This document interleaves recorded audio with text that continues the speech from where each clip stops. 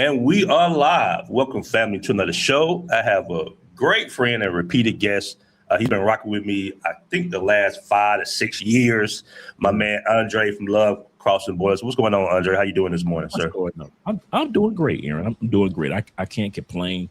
I'll say it like this. I have my up and down moments. I just got a text message from my brother Jay Fleming. He's always in Medellin, and Jay said, "How you doing today, Dre?" And I was like, "I gotta admit, today was an up and down day." And we're going to talk about why a little later.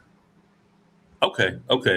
And it's morning here. It's evening there in Cali, and I'm glad to see you back in your office because you were doing live shows from I think your aunt's apartment for a while or something. My wife's grandmother's has a renovate. The cool thing about being with a woman that has family that owns a bunch of property, that means that they got a bunch of properties that they don't use.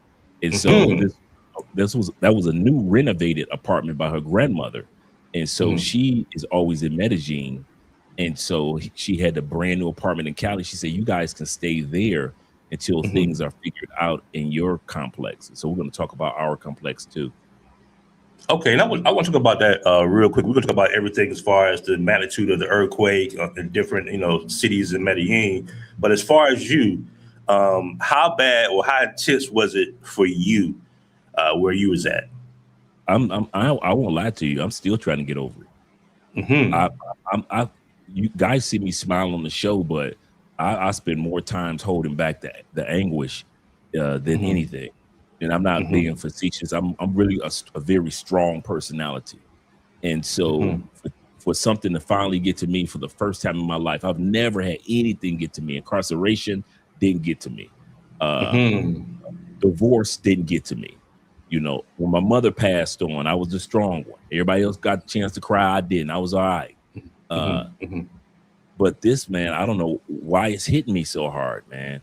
And I think I know, but I don't know why it's just really mentally, emotionally, just ripping at me. And I think because you're just surrounded by death, destruction, death. No matter when you wake up in the morning, you're looking at your apartment and it looks like I say, this is probably, I'm gonna say this. Let me look around. This is probably one of the only walls in the apartment that's not a puzzle piece. If the wall on the other side of this camera looks like a lightning strike, this wall, all the ceilings in the apartment look like a lightning strike, and we got stuff that is still falling from the ceiling. Today, we just finally got our water on because our apartment was the one that we had to cut our water off because our apartment had a pipe burst and it was flooding the apartments underneath us. So 2 floors down were being flooded because of us. So we had to cut our water off. So all the emotional thing, and at the same time, you're seeing all the videos that have been posted of people trying to find their loved ones and the loved ones that are still trapped inside of the buildings. And you and I are going to talk about that a little more later on. But yesterday was the day that, and some of the guys that watched the live stream yesterday noticed that I was burning a candle. And the candle was because yesterday, Colombia officially said that at 7 o'clock, when everybody burned a candle, and it was just a moment of silence across the country, they are no longer going to be looking for those that are still missing, at least in Cali, in the Coffee region, in Medellin, in Bogota, in the regions that got hit outside of Choco and Buenaventura. They're going to keep looking for people there. Okay. And this happened on August 10th, but this is like in the evening or the morning time. Was you guys in bed or anything, or like during the day? Yeah, it was fortunately, unfortunately, but fortunately, Aaron, that it happened at 7 o'clock, 7:30 in the morning, because if people had made it to work at 9, you would have had, like, we were looking at a brand new mall that was built here just 2 years ago with the IKEA and everything, right? Beautiful mall. That mall is done, destroyed, ruined. And me and Andrew was thinking, like, that mall every day is packed for lunch. We could imagine if everybody was at work and at lunch and being there. That IKEA is destroyed. Our favorite spots that we go to in there. I'm not saying damaged. I'm talking about destroyed. And so, even though I want to emphasize that as being an example of what we're going to talk about tonight, a lot of guys are making the mistake of thinking that because the 30-second to 4-minute earthquake, depending on where you were, happened 10 days ago, that's it, and there is no aftermath, and I'm glad that you guys are alive. Okay, move on, Andre and Andrea. And it doesn't work like that. Just like Venezuela is still trying to overcome and scratching their heads on what they're going to be doing, Colombia is going to still be that way. Now, fortunately, Cartagena, Barranquilla, Santa Marta, that Atlantico region did not get hit. So it didn't impact them at all. The party is still jumping there. But as for the rest of Colombia, we really, really got hit. Buildings are still collapsing. I was just getting out of the car earlier, Aaron, and now that it's dark, you get to really see how many we live in the suburbs, beautiful area. How many buildings are going to be torn down now? All we saw all day long was people moving out, not because of fear, but because the inspectors said this building is about to collapse. The building around the corner, there's a brand new building, it's only 3 years old, that's about to collapse. And then you're seeing nothing but empty buildings. And you really don't notice it during the day, but you notice it at night because you'll see a building and there's one light on, or 2 lights on, or 3 lights on. And that's because they're preparing to leave out. We were fortunate that even though our tower was severely damaged, that our tower was and the many other towers were earthquake proof, so our tower survived, but our stairs didn't. So all 12 flights of stairs you can't walk on at all. You can even take out the trash. There's a trash bin that's at the top of each stair. You can't walk on those stairs to even drop your trash in that trash bin, because they don't want people to walk up the stairs and one of the stairs collapse and somebody died, because that's what happened during the earthquake. There was a woman running down the stairs of a 2-story building, just 2. She made it down the first steps. She sees daylight for the second steps, and the steps above her on the second floor collapsed and she deceased. I'm sorry to hear that. It's situations where it's crazy. So let me put it like this. For those that don't think that we're still going through it, we are still going through it. Just because you see certain parts of Colombia still able to party and people flying in, there are millions of people in this country that are that lost everything. You may have your job, but your home is gone. You may have your home, but your job is gone. It's gone. And so it's not just 4-minute earthquake. And okay, that's a very long earthquake though, bro. That's extremely long. Yeah, as a matter of fact, I believe they said it was like the strongest earthquake in the 21st century for Colombia. Yeah. Yep. And it was the first earthquake you ever been in? I've been in 5 quakes. I've been in 5 tremors. Okay. Like 4-second tremors where you're sitting there watching the football game and it'd be like and so all of us are calling each other like, did you feel that? Like we'll call each other in Medellin. Like I'll reach out to T-Mac and I'll be like, did you feel that? And T-Mac's like, yeah, we felt it over here. Or you'll see like maybe 10 seconds and some liquor, you see the TikTok video of a liquor store and the bottles fell on the floor, something real quick like that. But a real genuine, like Japan and Mexico type of earthquake, no, I've never. And Andrea said she's never seen this in her life. Her dad, he's 61. He said in his life he's never seen anything like this. So they were saying that this is the first in over a century for Colombia to have an earthquake like this. But at the same time, they're about to have a volcano erupt. Their volcano's already smoking and that earthquake Jesus. impacted the volcano. While Where, at the same time in the coffee region, they are fighting forest fires because of the earthquake. where's the volcano located at? In the coffee region, in Pareda, Armenia, and Manisalis area. Because Oh wow. we've been to 3 volcanoes. We over there in the coffee region. We've actually visited 3 back in 2019. Wow. And are they saying that this volcano might erupt? Is there like a Oh city near yeah, it? it's definitely scheduled to. Yeah, and little small towns are near it. I've already Oh seen the damn. video footage of it smoking and giving out the pre-smoke already. So yeah. Okay. Let me so we want to play a video here. I think it's this one, right? Let me know if this is the correct one, Dre. Hold on. And this is right. And shout out to T-Mac in the building. This This is one, man, T-Mac. Yeah, T-Mac just got back from Choco. This is Choco and Buenaventura, the predominantly 80% Black communities. And T-Mac saw the devastation himself. We've been donating money there. T-Mac and the other veterans in Medellin, they've been donating and flying out there as well. T-Mac just got back yesterday from that area. And so this video is about Choco.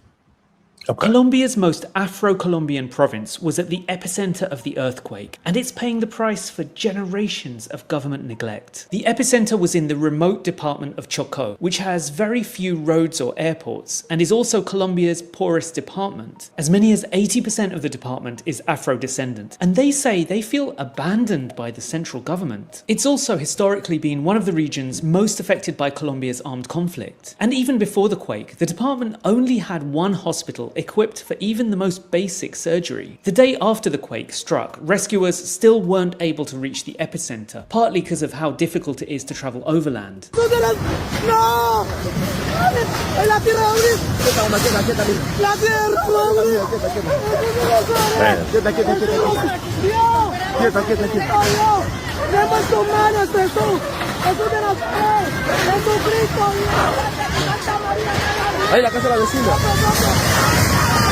Damn.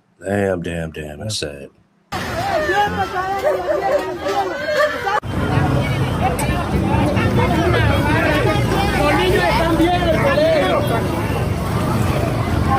Dre, do they know that like certain cities are in earthquake zones? Because I know here in Thailand that like Pattaya is not in the zone like Bangkok is in the zone. The governments already know that these cities are in the earthquake zone? Yeah. And that's the sad part. Like they know Buenaventura, the other Black city, is in the earthquake area. Chocó, they know that Medellin, Cali. We've always had tremors since I've been here. Like I said, I've been through 5 tremors. So, but you never thought that you're going to be in a true destructive earthquake. And that is, that right there is just like I mentioned earlier when you and I were talking, they got an 8.8, and afterwards they got over 90 tremors in 24 hours. Damn, so it just kept going. Yeah, then the next day Choco got, after they had the 90 tremors, they got a 3.4 earthquake. So they had 2 earthquakes in 2 days in the Black community. And that's what this one guy on the screen is talking about. How is it that people aren't talking about where the whole earthquake originally started in Chocó, even though it went to Panama, even though it went to Ecuador, people aren't talking about the areas of Chocó. Now, right here is my man Chris and a bunch of us who have donated monies. They were in Price Smart, which is right around the corner from here, like literally around the corner. They went to Price Smart, which is like a Sam's Club in South America. You can Price Smart's in DR as well, as you well know. And so we've been sending money to what Chris and them have always been back and forth helping build houses. This is Chris. They have been helping to build houses and supporting Chocó for at least 4 years that I know of. That there are brothers that have come from the States. Like I said, they never show all the positive things the Passport Bros do. They always want to show negative stuff.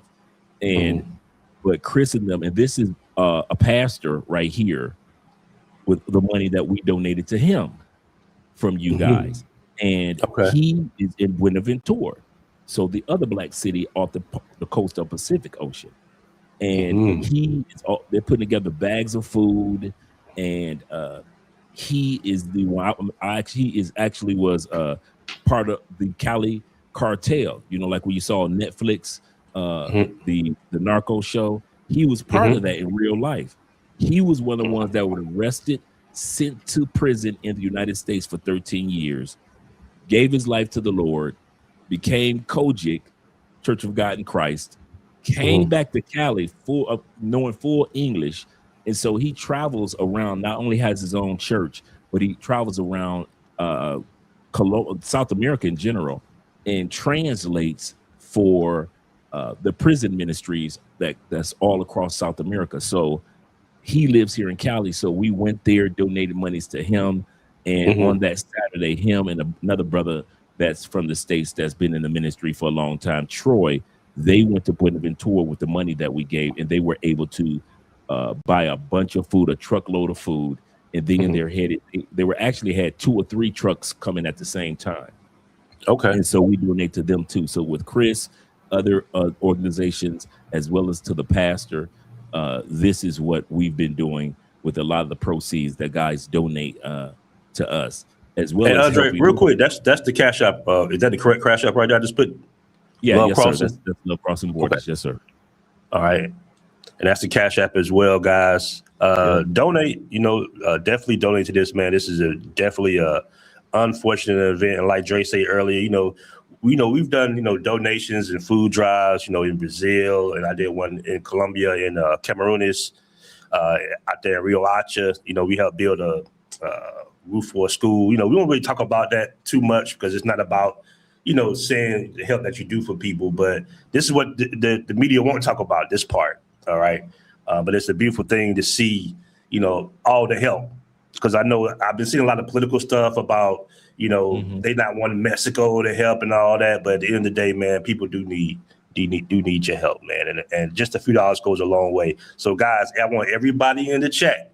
All right. It doesn't matter how much. It could be a couple bucks, $10, $15. Donate to Andre Love Crossing Borders so he can help out there. And is this going to Cali, Colombia, or just all over?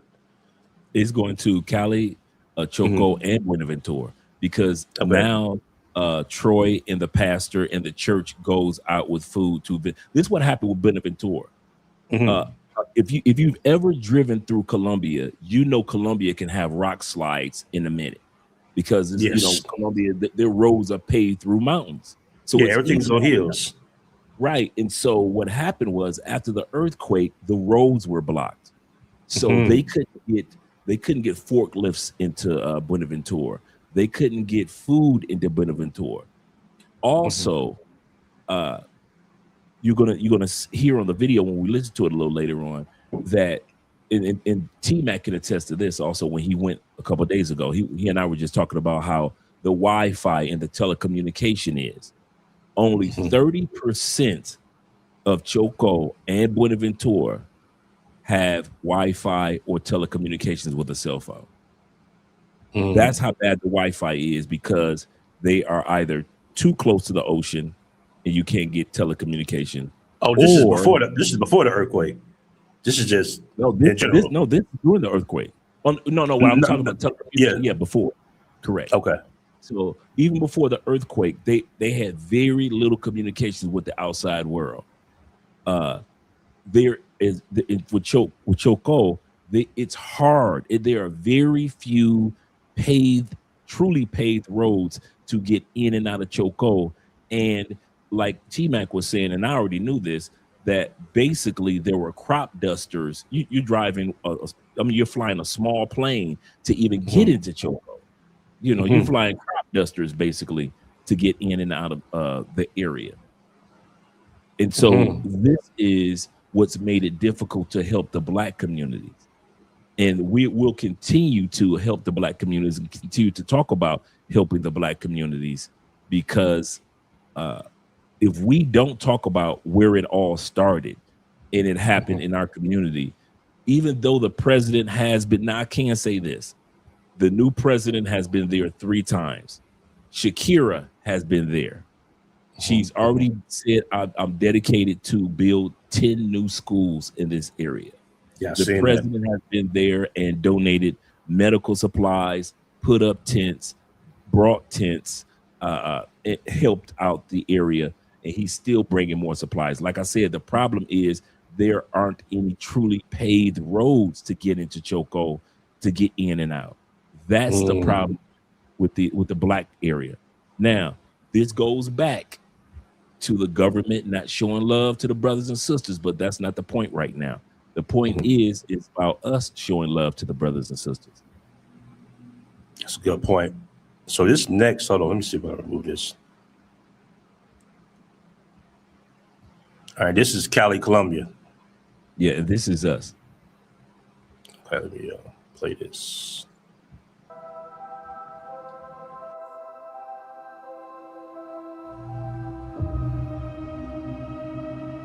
I'm just gonna make it bigger.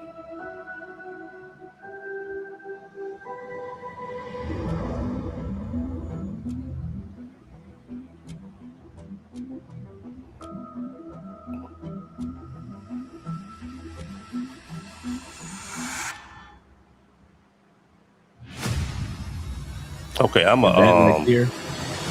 Yeah, give me 1 second. Yeah. I go ahead. What were you saying now? That right there was a hotel, one of those love motels, as you well know, throughout Colombia. That right there was a love motel, and immediately the first 7 people that died in that motel. The workers died because it was 7:30 in the morning. So anybody that was there that Monday morning, half the building collapsed like in milliseconds. One guy said with his apartment in a different location, he said, I probably took enough steps to grab my newborn son, and that was it. All I had was a building on top of me. My wife was in the other room, and she passed. Oh, he said, so my wife passed in seconds. I'm trapped and bleeding. My legs are scarred. My arms are scarred. And I only have enough room to hold a baby like this. That's it. He said, and I'm yelling, and I'm yelling, and I'm yelling. And finally, somebody heard me, and they came and rescued me. And he said, all I could think about is, I can't die because I have this son to raise. At the same time, he's in mourning, from losing his wife milliseconds ago. And I think these are the type of things that mentally tear at you. Colombia feels like you were like 9/11, but all of us were in the building. That's how it feels right now. So I think that's what a lot of people don't understand. Colombia feels like you weren't in Utah and you watched 9/11 on TV, or you're in Florida and you watched 9/11 on TV, and you felt that pain just from being in Atlanta and watching it on TV. Just imagine if you were in the buildings. That's how Colombia feels right now. It's not just 9/11. The emotional part that's destroying everybody is the fact that we were in this. It wasn't on TV, wasn't an earthquake in a movie. It was literally us watching our own streets crack and watching our own, like I say, Andre and I live in a puzzle right now. Today, the insurance, we just got all our utilities back on. We just got the people that came in, and that's me walking up the stairs. Oh, that's your building. Okay. Yeah, that's my building. That's me walking up the stairs. And so the stairs are officially condemned. Nobody can walk the stairs. So Dre, let me ask you this: what did y'all do? Did y'all run down the stairs? Are you like on a high floor? Did y'all run downstairs and run outside? Yeah. And what happened was, Aaron, some of the guys have heard this story before, but we were in bed at and all of a sudden I felt the bed move. And here's the kicker: we have a very solid bed. That bed does not move. You could jump up and down on the other side of the bed and a person won't know that you sleep. We have a very solid mattress, right? And so when I felt that bed slide, it woke me up immediately. By the time it slid back, I was like, earthquake. I grabbed Andrea. I didn't even wait for her to get up, man. I got her wrist and I'm just flying. She almost just flew on the floor. That's how fast I'm grabbing her and flying. So we're shooting toward the front door. This is what Andrea and I have always done since we were dealing with tremors. We always kept a key in the front door, either her key or my key. Now, nobody could come in because nobody could get into an apartment or a house with somebody else having a key on this side. You got to be able to come in through this side. So fortunately for us, all we had to do was run, twist, we're out. Bruh, by the time we were on 6 floors of 12, by the time we made it to floor number 4, it was full-fledged. Everything is coming down on top of you. And Andrea fell because she slipped and fell on some of the stuff that was falling off of from the ceilings. So as she hit the 4th floor and it's in full, she hit the floor, smashed her head on the floor, and twisted her ankle. So Andrea, the first few days when her leg is all purple. I mean, her ankle is all purple. And so, but you know, adrenaline going, she pops up and I'm like, let's go. And think about it, she's still asleep. I literally drug her out of sleep. It wasn't no baby, wake up. It wasn't none of that. It was, I felt it, I'm dragging. You wake up on our way down.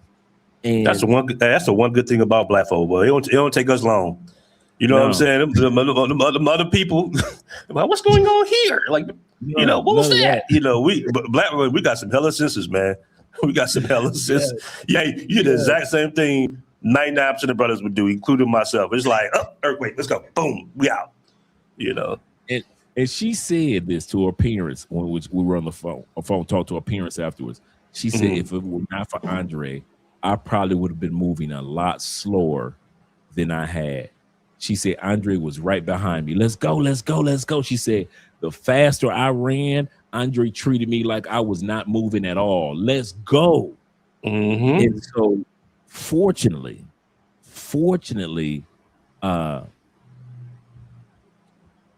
everybody made it out of the building. I went back, helped some old people out, pets running everywhere.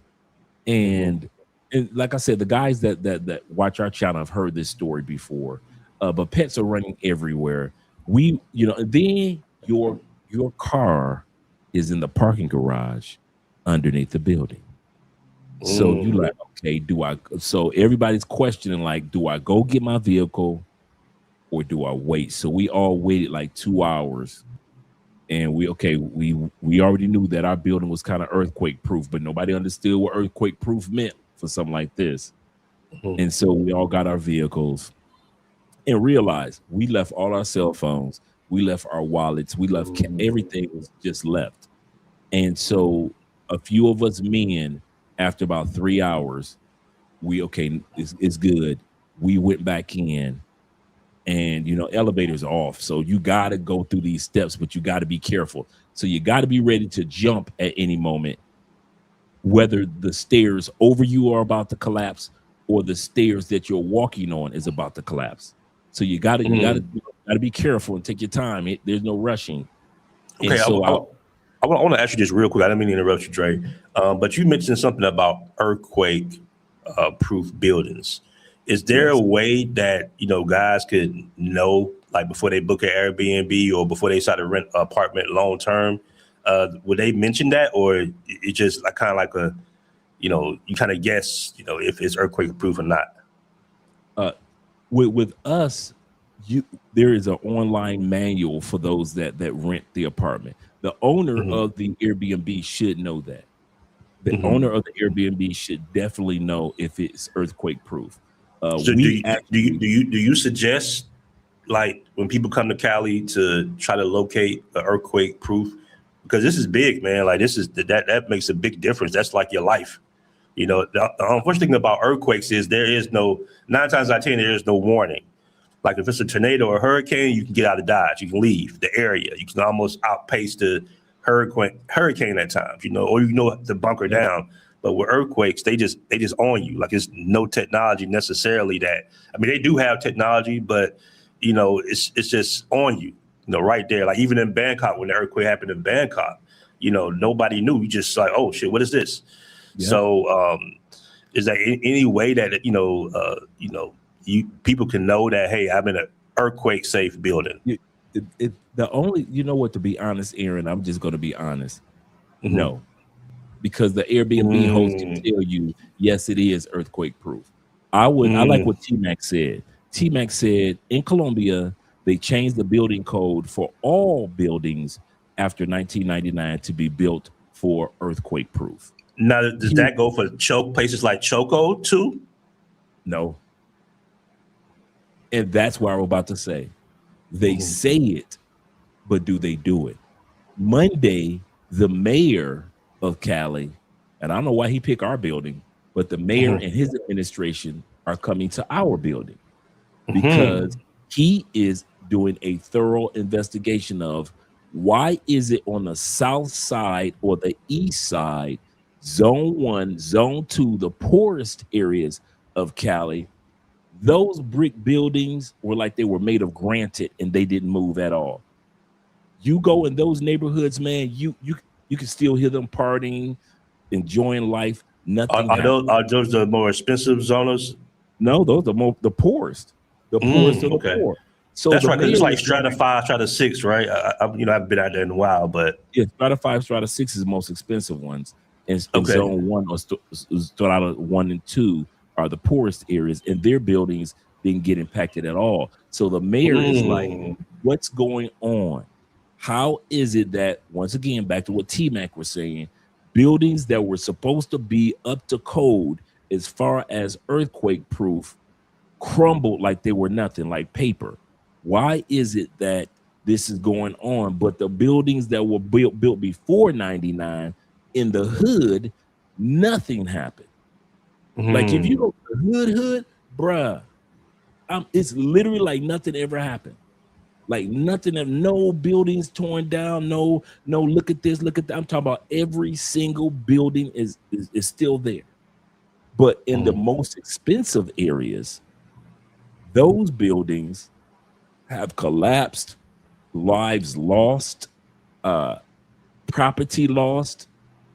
Like I often tell people, you know, you can lose your home, but you still got a job. You lost your job, but you still got your home. And so it's that dance. So the mayor of Cali is doing an investigation. Okay. And guys, once again, this right here is the Cash App, guys. We would love for you to donate anything that you have to Andre Love Crossing Borders so he can assist out there, because I know it goes a long way. A lot of times those, Afro-Latino communities are kind of forgot about, even though you said that, the president has been out there, it goes a long way. It definitely goes a long way. All right. It definitely helps, guys. So do me a favor. Make sure to hit that Cash App, Love Crossing Borders. You have Zelle as well, right? That's your email, Zelle, right there. So Zelle is A Spence. Yep, right there. If you guys want to Zelle me, it's A Spence 2011. And like I said, we're still donating. We appreciate the donations that you guys have given for us, but we also appreciate the donations that you guys have given for Buenaventura and for Choco as well. And we'll continue to talk about the Black community. We'll still have fundraisers, but also a part of the video that I sent you, the second video, is going to showcase everybody that's living in tents throughout Colombia, especially Cali, Choco, the coffee region like Pareda, Armenia, Manizales. People are now living in tents because until the inspectors and the insurance adjusters go into your building, you cannot go back in and live. So some of you are making a mistake of thinking, and it's almost, I'm trying to be not perturbed about it, But I'm running across a lot of people who don't know what the hell they're talking about when it comes to earthquakes. And I kind of took it for granted because I never experienced it like Venezuela. And so I send my money to Venezuela and I live on, continue on with my life. I kind of took it for granted because I'm not from California. I kind of took it for granted because I'm not from Mexico, who always getting one. Now that I've been into a 7.7 earthquake with the destruction of everything, I'm starting to get more and more comments from people that don't know what the hell they're talking about when it comes to the devastation. Just because you don't see a building collapse on the first or second day, that does not mean that building is not about to collapse. We've got buildings here that are leaning towards the middle of the street right now. And so that street has to be cut off because they know that in a moment, that building is about to collapse into the middle of the street, even though it didn't collapse on the first day. So when you guys think that earthquake devastation is 1 day or 2 day or 3 days, it's not. Venezuela is still trying their best to even clear out the rubble from their earthquake that they dealt with a couple months ago. They said that the earthquake, just Cali alone, USD $3.2 billion in damage and destruction. And so when I hear guys make slick remarks and you've never lived, I have, like I was saying the other day on my channel, Aaron, I have so much respect for understanding the PTSD that the military guys go through. To where us who have never served in the military, we don't understand what the aftermath of the PTSD of serving in the military is like. Now I get it. Now I know what it's like to be haunted by thoughts, to be in a situation where most people don't understand you, to hear people make criticism about certain things and they don't understand what you are mentally going through. I hear guys, we have in all of our 7 years of being on YouTube, we have never been trolled more than we have now. We have never been supported. That's crazy. I don't get it. I don't know. We have been trolled because people think if they don't see the destruction, that people's lives have not been destroyed in that area, because I didn't see that person's building or business being destroyed, or I didn't see that person lose their mother or grandmother, because I didn't personally see it. Therefore, it must not have happened. And so now guys have been trolled. I kid you not. There's a time for everything. Troll me when in a couple of months when I'm doing good. You could have trolled me last month or the last 7 years. I'm good. Right now, I'm not in the mental space to be dealing with trolls. I'm really not. I spend half my days mentally done. Like, it's so much pressure. Like I said, we just had the insurance companies finally make it, because the owner of our apartment has her own personal insurance. So she called the insurance company and they showed up today, finally, 6 deep. And they did, because they're putting together the budget for this apartment. But now we got to find somewhere to live in the next few months, because they're gonna have to literally move everything out, or we're gonna have to literally move everything out just for them to do the repairs on the apartment. And so, like I said, just because you guys see, and this is the part about the trolling, they see a clean wall behind me and they think nothing happened. They don't see the ceiling in here that's literally still falling to the floor. We have to clean the floor every day. They weren't here. They don't see our plumbing and the pipes are burst. They don't see that. They don't see over here where all this is just cracked like a lightning strike. And I mean deep. They don't see in our bedroom. They don't see all the neighbors that we lost. They don't see across the street where the building is leaning to the middle of the street, and that's a brand new building. The trolls don't see that. And so they assume that, well, no, they're just exaggerating. Andre milking it. No. An earthquake does not give you any warning. And an earthquake, after it leaves, just like a flood, it leaves devastation, emotionally as well as physically, as well as devastation of families and legacies. And I don't think people who have not experienced this understand it.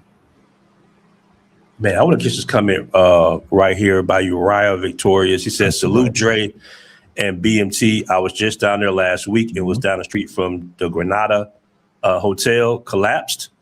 I helped move water in the relief efforts, and Dre is right. The people have horror stories. So I'm definitely glad you helped out, brother.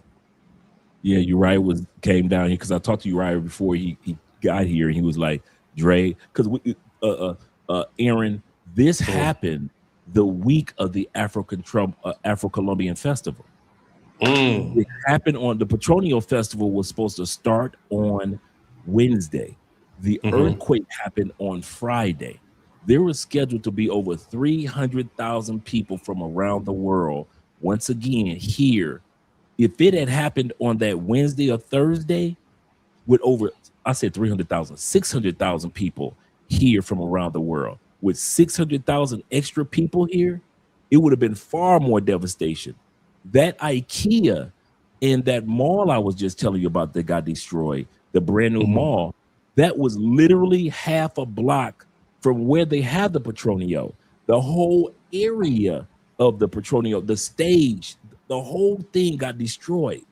And so that day, fortunately, the mayor and all the other people canceled it. And here's another reason why they canceled it. Most of the performers of the Afro Petronio Festival are from Buenaventura and Choco. So those people couldn't come, or those people had lost lives or lost family members or lost property. So they weren't even in the mindset to even come to Cali and celebrate anything. So it has been a topsy-turvy, bittersweet moment. Dude, just for me to have a beer, I go through survivor's remorse. Just to drink a beer, just to sit back and turn my television on, I go through survivor's remorse. And you try not to go through that, but you do, because you know how many people won't be able to do that. You think about how many people are trapped underneath buildings, and you just try to keep it. So what helps us out, like T-Mac and them in Medellin, is donating and giving to those that are out there. Instead of just focusing on ourselves, we've been trying to use our energy to donate to other communities. And I know I listened to one of your streams. I don't know, since maybe like last week, but you had mentioned that this might be your last apartment and you're going to go for a house. Would a house be safer out there than an apartment?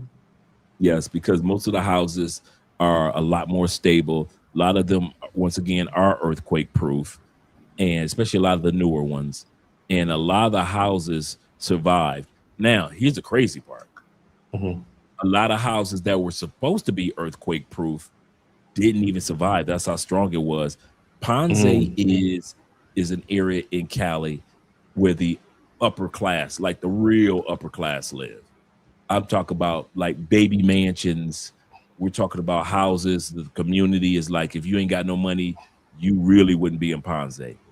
Those buildings got destroyed, and it looked like Poltergeist. Remember the movie Poltergeist, when the building, when the house went underground? That's how a lot of those Ponce houses went.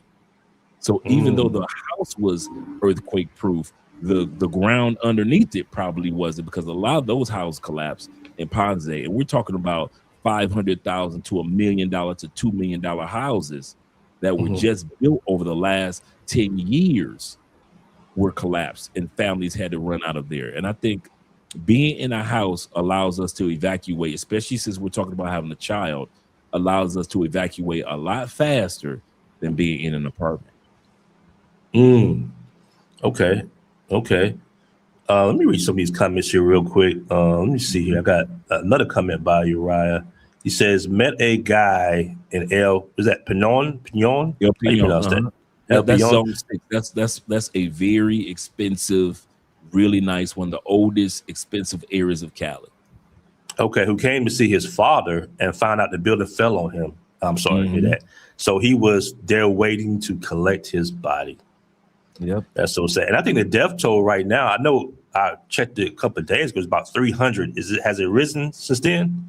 It probably has to, because remember, as I mentioned yesterday, I mentioned a few minutes ago, yesterday at 7 o'clock, they did the moment of silence and candle lighting around the city. I don't know across Colombia, but I know across Cali we did candle lighting because that was the last day that they said they're going to continue to look for bodies. So all the American violence, shout to America, who sent a lot of police officers, fire department, and ETMs and guys that Oh, you say specialize. the United States sent a lot? Oh, they sent a lot of people down here that were that's a blessing. professionals in searching. They had special equipment to listen in to the site. And it's kind of weird, man, because you would see 200 people standing around in silence. And you wonder, like, why they're standing in silence? Because they're trying to hear if they hear any small voices, a child, an adult, a girl, a boy, a woman. They're trying their best. So no talking was allowed, while whether it be daytime or nighttime, while you are digging through the rubble to find somebody's life. Well, America came down here with special equipment to be able to hear certain things as well. So shout out to all the countries that came down in regards to helping Cali, as well as throughout Medellin and Parade of the Coffee area, and all those that finally made it to the Buenaventura, because they finally cleared all the rocks off the roads from the landslides to be able to, shout out to Richie Mack in the building, to be able to make it to Buenaventura, because Buenaventura is off the Pacific Ocean, Cartagena is off the Atlantic Ocean. And so a lot of people don't know that Colombia is one of the few countries in the world that's off of two oceans. Two oceans, right? Pacific and the Atlantic. Right. Just like the United States is off of two oceans. And so and so fortunately they had to clear all those rocks away that fell off the hills. So now they, over the last 4 or 5 days, they've been able to get the bulldozers in there, the other cranes and other equipment in there. And that's why you see in the video that the pastor who we donated to was able to bring food to the people. And and in Choco, the president has been able to bring, he brought tons of medical supplies, food, tents, and even toys for the kids. And then some people, they criticize the president. Why would you bring toys for the kids? Because kids don't know any better. And kids have emotional situations that they're dealing with as well. So I saw a lot of criticism when he brought the soccer balls out there, but there was the soccer balls from his campaign, basically, with the campaign logos on and everything like that. So I did see some Colombians upset about that because they felt like they needed more than just that. But here's the part. Those Colombians that complained, and think about it. You're president for 4 days and an earthquake happens. I mean, me and Andre was downtown for this. We saw the king of Spain. We saw the leaders from Europe here. It's not like we saw it on television. I got video footage in my phone, like literally from me to this camera. That's how close I was with some of the most well-known dignitaries. We saw people from the Middle East down here. We literally saw this for his inauguration day. We saw the vice president or the president of this country or that country down here. We saw the president of Argentina down here. And so, and like I said, I'm talking about it's like right to this wall right here. That's how close I was to all of them. And if that earthquake had happened just 1 day sooner with all those dignitaries down here in the Intercontinental Hotel, those are the things that people are considering. So this man was president for 4 days, earthquake comes, and he's thinking about the children as well as thinking about the adults, to where the adults think that you only need to bring food and medical. But his wife was like, wait a minute, we need to bring something because she's heavily involved, like Michelle Obama type wife. So she was like, we need to bring some stuff to occupy the minds and the emotions of the children. So now throughout Cali, this is the funny part. Throughout Cali, they have clowns, they have coloring books, they're giving away toys, candy. This is kite flying season in Colombia. They're giving away Okay, free okay. kites to the kids because it's kind of like the fall, the wind or spring. The wind is kind of blowing, so this is kite flying season. So they're giving away Okay. kites to kids just to preoccupy the children because the kids don't know. But the people that are still bitter that he won are the inauguration is also in Cali for the first time. Nobody has ever been inaugurated as president outside of Bogota, and he chose Cali. So a lot of people are pissed just because he won. So that pain is fresh in them. So any tool that they can use to show that they're bitter that he won, they'll use it. Okay, let me catch the super chat here by my man Camp Feel Done with the $5 super chat, man. I really appreciate that. He says, "Yo, Dre, it's Corey from UMA. I was Shout out thinking to about Corey. you when the quake hit. Stay strong, my brother. God bless." Thank And I you very appreciate the much, super brother. chat, brother. We got my UMA man. was the college I used to work for. I worked there for 7 years as an academic college recruiter. Okay, awesome, man. Shout out to my man Zoom, the Tyler in the building with the 400 top bot. Says prayers going up. Shout out to Dre and BMT, man. I gotta holler at you, Richie, man. It's been a little minute, man. Me and Richie be having some very deep conversations on the phone about historicals and all types of stuff, black people and the community. And and I saw that last video you did too about what is it, Kicked Out Bros. I heard about Richie's last video. Oh, Richie want to gatekeep so bad the Thailand. I would like to gatekeep too. I would like to keep certain aspects of our community out too, but the word is out, brother. We got NBA young boy talking about he living in Korea, not coming back. Word is out. Yeah, the word is out now, man. It's funny, Dre, because we've been in this space, and at first it was like a small little niche space for us, brothers traveling the world, getting in traditional relationships, and then it just expanded and blew up all over TikTok. And now it's like the thing to do. Everybody's traveling now. Like I'm talking about some of the bigger creators. And it's funny because I think you had mentioned it. Some of the guys with bigger followings are reiterating the exact same things we've been saying for the last 5-6 years. And they acting like they just got it from, thin air, but I'm like, man, Dre said that 5 years ago. I said this 5 years ago. So it's crazy, but appreciate the super chat, my man, Richie Matt, man. Always showing love to you, brother. And this right here, what you see on the screen is people living in tents here in Cali. And as you can see, that's where they have the bottled water that people are donating. We've donated to them. And you can't, like I said, you can't go back into your building until the inspector comes. And if your building is number 250 of 500, then you just got to sleep outside in the tents. And if it's rain, sleet, or slow, some people don't even have a tent. Some people are living in just on a mattress. Now, speaking of IKEA earlier, IKEA donated to Colombia 6 tons of tents, housing supplies, furniture, blow-up bedding. So I just read that today. IKEA was like, we're not deserting Colombia, because they got an IKEA here in Cali. I believe they have one in Medellin. I know they got one in Bogota. Yeah, they do. And so they said that, and they have over 55 volunteers that have been across the country distributing their 6 tons that they donated to Colombia. Okay. I got a comment here. I don't know if this is Cortez. I don't know if you trolling me or not. He says Aaron Tony Yayo watches this channel. He already told himself on Vlad. Let me check Vlad out, man. If you got the clip posted in the YouTube link, posted in the chat, man, that'd be. A lot of guys watch us. We already know, like a lot of guys watch us, man. Let me get some of these trolls up out of here, Dre, real quick. We got Ronan Travels in the building. What up, Ronan? What's good? What's good?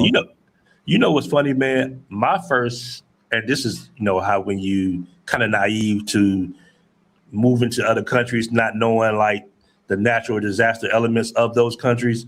I was in like, I guess you want to say a strong tremor in Medellin during COVID. I think it was like 2020 or 2021, early 2021. And I was in the building, and I had like a roommate at the time. I'm like, bro, what is this? Like, I had no idea what it was.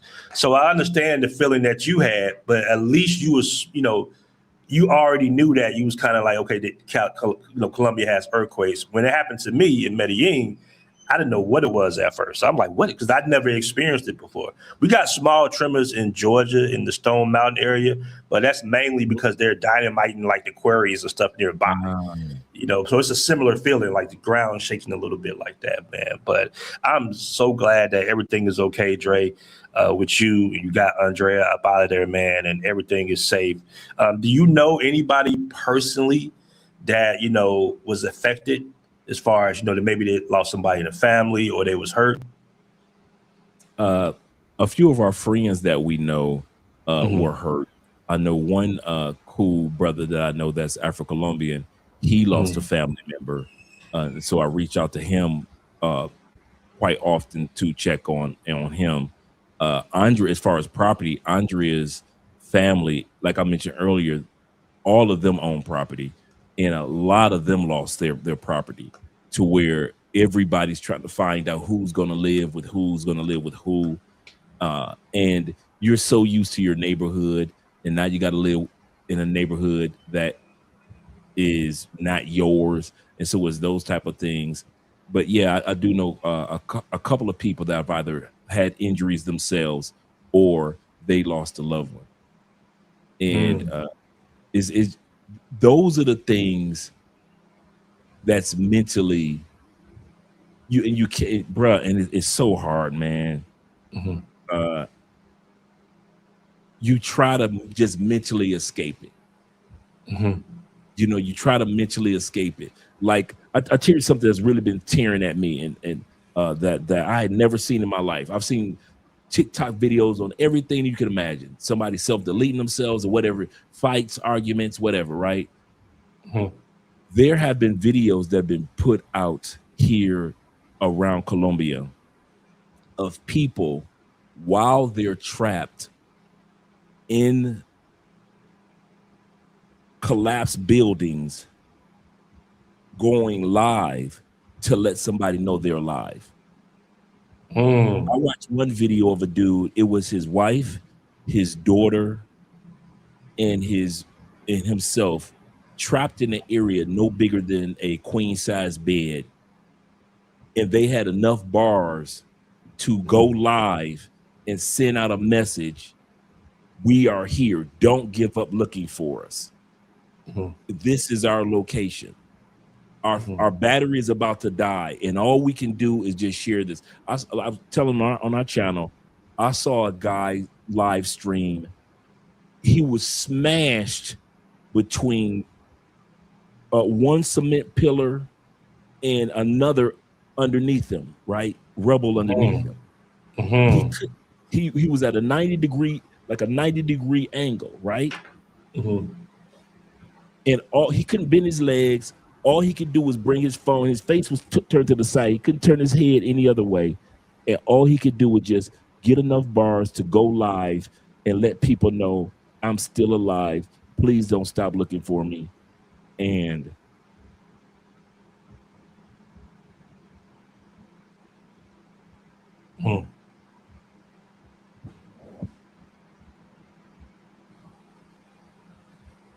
yeah, man, I'm definitely sorry to hear that.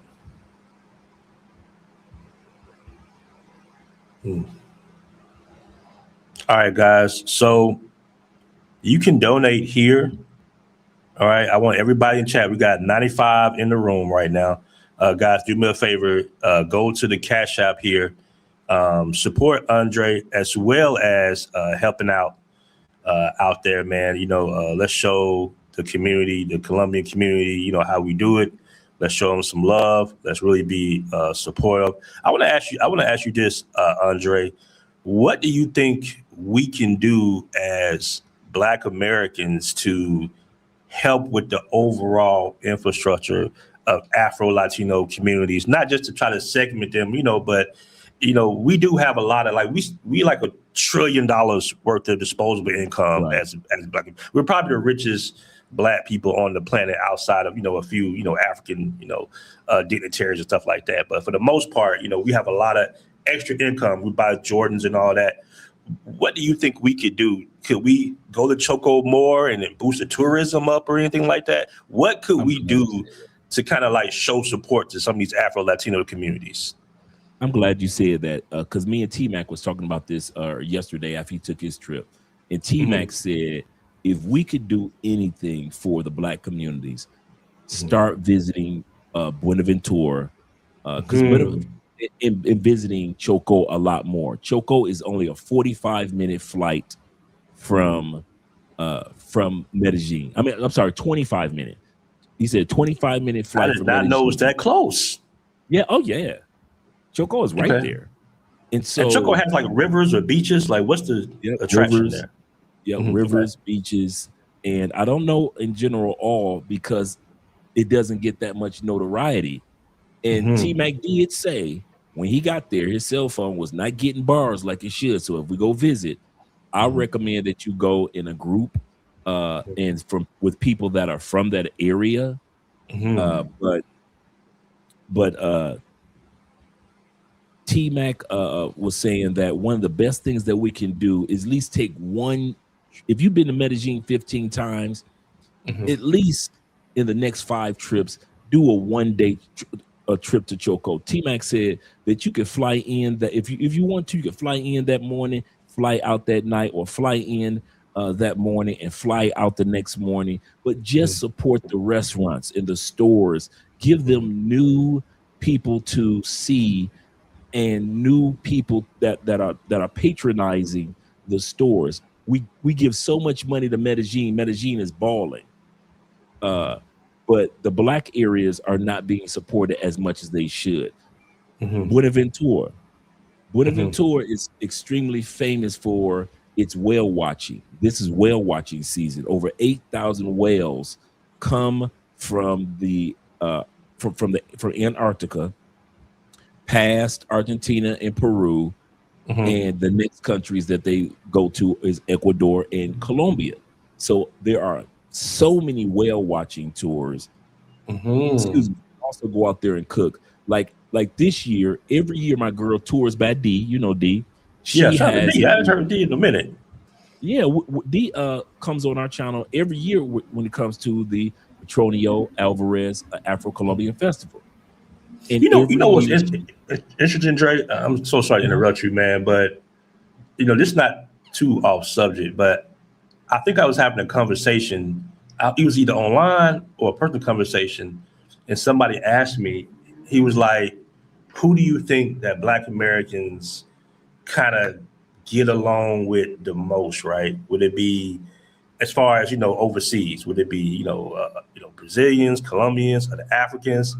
And I had to admit, from my personal experience, I said, "Well, damn sure ain't the Africans." No. Damn sure ain't the Africans. Sadly. And I'm just being honest, because right now I'm being trolled. You see the bots in the chat. That's pretty much Africans doing that, African guys doing that right there, because they don't like what I say. But that's not to say all of them. But I would say, from my personal experience, it'd probably be the Afro-Latino community, like Brazil and Colombia. That's where I feel like the jealousy and the tribalism isn't there necessarily. It's still there, but not as heavy as in some places. You know what I'm saying? Because I've had pretty sketchy experiences overseas with guys from Africa. I've been scammed. I did an interview with a guy that got scammed from a guy from Nigeria. I got scammed with a guy from Nigeria. I thought he was Black American. He was Nigerian the whole time.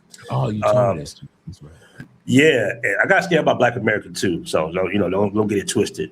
But I remember, man, I had went down, and not to get too far a subject, but I had went down to Central in Medellin one time to save a friend, basically, because he was getting extorted by some Venezuelan guys. And we went down there, and they said I was filming. Camera was in my pocket. You know what I'm saying? Not camera, but my phone was in my pocket, basically. So they chased me down. They surrounded me and everything. And there was an Afro-Colombian that came and saved your boy. Black Afro-Colombian. He came around. He was speaking Spanish to him and everything like that. He was like, "Hey, bro, this guy's from America. He don't know what the hell y'all talking about. Get out this diner. Go on about y'all way." And that's when I started to really recognize the love that we get out there, man. Yeah. So I just want to put that out there that we spending so much money in Medellin, and we see that right now. I'm not gonna say they targeting brothers, but it's like right now, they looking through all types of little ways to deny entry. I've had some guys to get shook down. That's the thing that they don't talk about. They always kind of, what I see in the comment section is they say, oh yeah, get them out of here, good and everything. They don't know the full story that the guy just didn't want to pay the $300 to enter Medellin because he was getting shook down by such and such. They don't know that part. That's right. You know what I'm saying? So maybe we should start going more sort of Cali and Choco, a bit of Ventura, go to other places, man. Yeah. Like T-Mac said, he said, I think I met my next wife in Choco. When I was living in Medellin, I dated some women. I thought T-Mac was already married for some reason. At one point in time, yeah, he was. Not here, but he has a daughter in Medellin. But T-Mac said, I think I met he texted me, said, I think I met my next wife in Choco.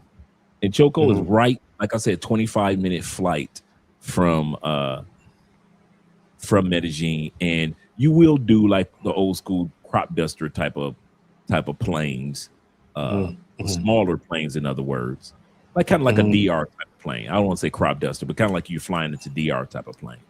And, let me ask you this, Dre. Like, we're in Cali. Like, Cali is pretty much a lot of Afro-Latino for the most part, right? Yeah, we're 40%. Okay, why don't you think Cali gets more tourism? Because we are in the southern area of, Bogota and Medellin are in the central and northern area, and Cartagena is in the northern area. And so each one of you have your niche. Bogota is politics and big business. Medellin is, the Las Vegas, the Miami, in the sense of having fun, the nightlife. Cartagena and Barranquilla is the beach life. Cali is where you come when you really, even though it's the salsa capital of the world. So when it comes to dancing and just enjoying yourself and diversity, Cali has a lot of diversity. But since it's a little more southern, nobody was coming here. Like, we were one of the first, I was one of the first brothers coming down here, man. I was the first content creator. Nobody was doing content on a regular basis here in Cali. We started in 2019, and so we start putting out food, and nobody would come. No matter how many tried to get people to come, we tried to get Ace Live to come. We tried to get a few real known content creators. I am Marwa. Nobody would come to Cali, and so we put out a video called Cali Curves. Me and Andrea created a video, a little 1-minute video, and we sent it through WhatsApp, and we called it Cali Curves. And then that's when Ace came down, and we did that video where he and I were on top of our building in the rec area. You can see Cali in the background, and we went on Tinder, and we showed guys what Cali was like on Colombian Cupid and Tinder. And all of a sudden, then guys started realizing, well, let me go check out Cali. The one thing, fast forward, about Cali is where you come mainly to relocate. It's mainly I've had my fun, because we get a lot. It would amaze you, Aaron, how many Medellin expats we get. Guys, they get to the point where, okay, I partied, I have my fun in Medellin and Cartagena. I'm great. I love Colombia. Where do I live now? I don't want to live among tourists, so I'm not going to do Cartagena and Medellin. So they alleviate that. I don't want to be in the colder areas because I'm not used to it, so I'm not going to do Bogota. Where can I go to where there are beautiful women, where it's not a bunch of tourists, you can still have fun, and I still can find an authentic relationship without thinking that she might try to scam me? And a lot of guys are coming from Medellin to Cali. And I don't know if I ever told you this story. I met a brother. I was sitting in a bar, and a brother walked up to me. He said, "Andre, you love cross the borders?" I was like, "Yeah." He said, "I got a story for you." He said, "I was with a friend of mine in Medellin. We had a good time." He said, he was like, "I'm on my way to Cartagena." He said, "Don't do it." He said, "You can go to Cartagena anytime. I'm taking you to Cali." His friend was like, man, I don't know nothing about a Cali. I don't know what that is. He said, I'm going to Cartagena. He said, man, I promise you, you go to Cali, you will thank me. He said, I finally got my friend to come to Cali, convinced him. He said, Dre, he pulled out his phone. He said, here's the wedding photos. And the guy met his wife on that Cali trip. And there are so many men that are married here in Cali, or in solidified relationships in Cali. It is crazy. But you don't see them on camera because, of course, they don't want to be on camera, but they're just living their everyday lives. One of the coolest guys I know, shout to a white guy named Gary, he lived in Indiana. He came here during the Peace Corps in 1981, met his wife in Cali. And, damn, I was born. Shit. I know, right? I mean, I'm 67, so I'm good, but there are so many. Cali is where people come to find old school Colombian relationships. It's just like that. It's Cali reminds me of Atlanta or New Orleans when it comes to the Southern Belle. It has that Southern Belle, old school, meet my mama. She's beautiful, but she's a little shy. She doesn't know how beautiful she is. Like Medellin used to be when I first got here in 2016, 17, when I lived there for a year. Medellin women still had a little shyness about them. It wasn't that many tourists. And so Cali is like that as well. It's still that kind of shyness about the ladies, very respectful. They don't have to worry about somebody walking up to them in a restaurant saying how much, like in Medellin, a guy will ask a waitress, how much, girl? That doesn't happen in Cali as much. And so I'm seeing a lot of expats from Medellin, male and female, relocating to Cali just because it's a big city, but it has that slower pace of life. I want to correct something, Dre. Did you say 57 or 67? Hold on, Dre. He says he's 67. No, who's 57? I think he said he thought you was 57, not 67. No, I'll be 59 this year in October. Okay, yeah. You said 67. I'm like, Dre, you're not 67, brother. Yeah, 1967. I was born in 1967. Okay. Yeah, I was born in 19. Okay, it's a long time ago. Hey man, even the 80s was a long time ago. I'll be looking at some of that 80s stuff, man, and it's funny because I interviewed a guy that was 24 yesterday, and I was just telling him, I'm like, man, I love my generation. You know what I'm saying? I love growing up in the 80s and 90s, bro. Like it was nothing like it, man. Like the emergence of hip hop. I remember when I seen the first hip hop video I saw was KRS-One rapping live in the Bronx somewhere. I remember that. And I was just like, I was a kid. I was a damn near baby. And I was just like, what is this? Like, what is this? Because we used to Michael Jackson and shit, Prince. They were like the big guys back then. But when that hip hop came, I knew it was something. As soon as I heard, the Zulu Nation and all that back in the day, I was like, oh yeah, there's something right here. I thought it was in the 7th grade when Sugar Hill Gang dropped. I went to the first hip hop concerts. I went to the Fresh Fest 1, Fresh Fest 2 with Houdini, Run DMC, Grandmaster Flash, the New York City Breakers. All the guys that were in Beat Street were there. Then the second Fresh Fest with LL Cool J, the Beastie Boys, and Run DMC. I went to that one. So the first 2 major hip hop concerts I attended, and so so it just goes to show you how fast time goes by. But I just want to say, man, right out the gate, when it comes to talking about how fast time goes by, I appreciate you, Aaron. I appreciate everything that you've tried and are trying to accomplish with the Passport Bro movement. I said this the other day that the Passport Bro movement is in its infancy, and being anything in infancy, it got to throw up everything that's not supposed to be a part of it. Infants will throw up. I say once the Passport Bro bro movement throws up all that it doesn't of those that are not supposed to be a part of it, then the true growth of the movement is going to take place. I said, so I'm sitting back and watching with joy of what is going to be coming down the turnpike for the Passport Bro movement. And you're going to have people that complain because they get left behind, including the ladies back home in the States. But at the end of the day, I'm proud of you, man. I really genuinely am proud of you and all the men that are involved in the movement, and including no matter what race, color, or creed. But I'm glad that you are continually, and you and others are waving the banner that there is a better life for many of us in other countries.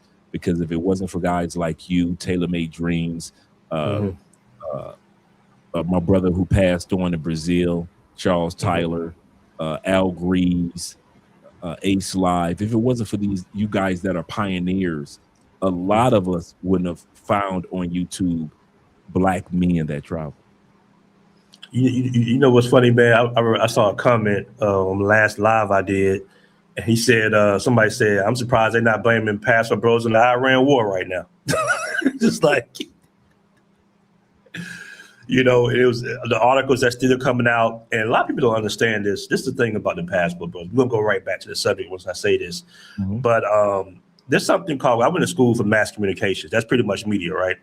And there's something called the Streisand effect. The Streisand effect is basically exactly how Donald Trump wanted to be the president of the United States. You mention something in negativity, right? So there'll be an article and they'll say sorted Passport Bros stole, illicit parties overseas, right? But you just introduced that term to 50 more thousand people who never even heard of the term. Now, you're going to have 40,000 people that like, oh, yeah, shame the Passport Bros. They're terrible. But you're going to have 10,000 people that identify and research the Passport Bros, identify with the ideology, and then they'd be like, oh, well, maybe I'm a Passport Bro, or I want to be a Passport Bro, because what they're talking about makes sense, right? Absolutely. And that's the reason you got men in Ethiopia calling themselves Passport Bros right now. That's the reason you got men in Japan calling themselves Passport Bros right now. This is why you got so many men identify with the ideology of Passport Bros in Britain, in the United States, in Australia now. I met an Australian Passport Bro, like 6-7 months ago. So that's what happens. It's a big international term, and like you said before, it's still in its infancy. But I said to people before, I said, man, I'm gonna have kids wearing Passport Bros t-shirts by the end of this. You know what I'm saying? Say that and then again. the thing is, any term that's been exposed so largely, 400 million mentions on TikTok, there's going to always be some type of negativity, right? Coca-Cola negativity, McDonald's negativity, Johnson & Johnson, Johnson & Johnson lotion give you cancer, McDonald's give you cancer, Coca-Cola, gives you diabetes. There's all types of true negativity to any brand that's been exposed like that, man. So I just want to put that out there. But I want to ask you this, Dre, and I'm going to go ahead and end the show soon. But I do want to ask you this, man. And I've been wanting to ask you this for a while now. Are you more comfortable as a Black man in Colombia or the United States? That's a two-part question. That's a real one. The first part was the Black man. I feel more comfortable as an American outside the United States, and I'm really reminded that I'm Black. So if I wanted to, I'm being honest. If I wanted to celebrate my Blackness, I would have stayed in the States, because that's all they talk about in the States is me being Black. White people remind me, Black people remind me, males remind me, kids remind me, dogs remind me. Everybody only talk about my Blackness, and I never get a chance to celebrate my Americanness. Since I left America, I love America more as an American, because people look at me like there's the American. He just so happens to be Black. Nobody looks at me like that's a Black guy. That's Black. If I go to Africa, they go say he's an American. Here in Colombia, they look at me. I don't care how much I'm around the Afro-Colombians. That's an American. When the insurance people were here, they were We were all conversing and talking about everything that needed to be repaired, and they started practicing their little English on me. Why? Mm-hmm. Not because I'm black, but because my features showcase he's American. So I can practice my English on him. And that happens all the time. So I can Mm-hmm. easily say, as a black man, if I want to celebrate my blackness, I would have stayed in the States because that's the only place that celebrates blackness on that level every day, Mm-hmm. all day. Black, black, black, black, black, black power, black this, black that. That. But if I want to celebrate my Americanness and be happy that I'm American, I'll leave the States. And I love being American. I love it. I love how people see me as an American. Was people see the good side of America or the bad side of America. Some people agree with Trump, some people that don't agree with Trump. Either way, people still respect me and respect you, or respect your American side and not just your black side. Whereas in Mm-hmm. America, we are never respected for our American side, and we're only respected for our black side.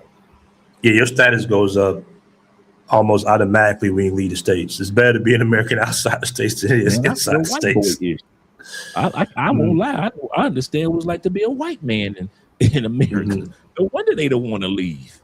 You know Now what's so funny? You know what's so funny? I had recently went to Laos a couple of weeks ago, right? And we worked with this agent to get to Laos, and I was the only American basically. Everybody else, we didn't have our passports with us, of course, and it was a lot of Russians, mainly Russians. And the agent who put up my passport, he'd say USA, USA, USA, and I was just like, I'm like, oh shit, yeah, that's me right there. And all them white Russians turned around. He just like, this motherfucker, I'm fucking American. You know what I'm saying? Like, yeah. it's like the little line just parted ways. You know what I'm saying? Like everybody just got out the way. I just got my little passport. I'm like, oh shit, get my little blue book. Everybody else but blue. I mean brown, red, Right. orange and shit. Everybody know what Right. that blue book is. Because only one blue book, as far as I know. You know what I'm saying? That navy blue, I took my little blue book. I'm just like, all right, guys, let me just walk back over here with my black American ass. That's so hey, that's so true. So yeah, I enjoy that. For 50 years I celebrated my blackness, and for the last 9 years I've been able to celebrate my Americanness as well as my blackness. I think that's what I enjoy. Just I didn't have to die never knowing what it was like to feel like an American, like they do you in the United States. Millions of black people will die knowing what it's like to be black, but never knowing what it's like to truly be treated like an American. That's facts, man. And that's sad. Well, Andre, I'm not going to hold you too much longer, brother. Do you want to say anything in closing before we go? Yeah, I just want to say, first of all, thank you guys for your prayers. I know people say that, but I really mean thank you guys for your prayers. All you brothers who are truly my brothers, and you know who you are, thank you for reaching out to me on the mental health side every day. You guys send me messages and just say, Dre, how are you doing today? And I mean every single day. You guys have told me when it all went down, Andre, I'm going to get on your nerves. And you guys have not disappointed. You have texted me every day to check on me, whether I'm saying I'm good, but then I have a moment where I'm going through ups and downs. Like I felt that a few moments ago. But I'll be back. I'm going to say this for the mental part. I don't know when I'm going to be back. You guys are going to see me smile on camera. Sometimes you're going to see me break down on camera. Y'all might have to get used to that for a couple of months. For those that never experienced what these countries are going through, that's on you. So you can troll. I ain't going to get mad at you. I don't even troll and put comments in videos no more. I'm like, let them talk. I just right now my mind is not in that space. It's going to be hopefully I'm back next week full scale. Or it may take me a couple months. But I just want to say thank you to all you dudes that have supported me at least with prayers and at least by checking in on your boy, making sure that me and Andre are all right. All you guys that have supported financially, you guys have come through in ways that we never expected. And we just want to say shout out to all you guys that donated tonight and all you guys that continue to donate in the late night hours. Money comes through. We will continue to donate. If you're giving, we're giving. That helps me mentally. So if you think that I'm just going to keep all the money, no, it literally mentally helps me get past whatever it is I'm going through up here by helping other people. So as you help, I'm helping. And it helps me by helping other people. So I want to say thank you guys who are financially supporting and continue to financially support us to be able to do what we need to do. And hopefully in the next few months, you guys will see us with a whole new studio and everything, because we'll be living in a house. And Love Crossing Borders is not going anywhere. We're actually launching another channel. I got another book release coming out. I will be at the Black Manosphere Conclave in September in Las Vegas. So with Theo and all the other guys, I'll be on stage speaking again for the 3rd year in a row. So shout out to all you guys that will be meeting us at the Black Manosphere Conclave in Las Vegas in September from the 11th through the 14th. So we're excited about that. Excellent. And thank you, Aaron. Oh yeah, no problem, man. Like I said, when I saw everything going on, I kind of knew we was going to do this show, but I wanted everything to kind of, calm down a little bit, man, because it's a lot. It's a lot going through, earthquake and natural disaster and everything like that, man. But when I saw you try to pick up on your shows again, I said, okay, now it's time we can link up and do this show, brother. So, guys, do me a favor. Once again, I'm gonna put this on the screen once again. Hold on, let me add this to the screen one more time. All right. Donate. Let's help our brother out. Let's help the people out of Colombia. A lot of you guys frequent Colombia a lot. All right. We want to help them so they can get back on their feet. All right, guys. Donate to my man, Andre Love Crossing Borders. That's the Cash App right there. And he also has the Zelle on his screen. All right, Dre. Appreciate you, bro. All right. Yes, sir. Appreciate all you guys.